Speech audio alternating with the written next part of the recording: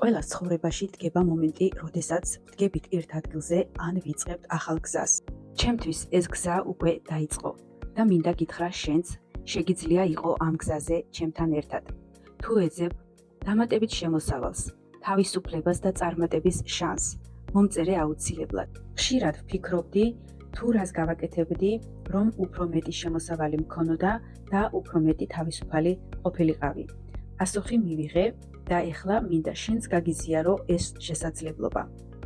ჩვენს გუნდში თავისუფალია ადგილი. სწორედ იქნებ შენ ხარ ის, ვინც ამას ეძებს. იცით რა არის ყველაზე მაგარი?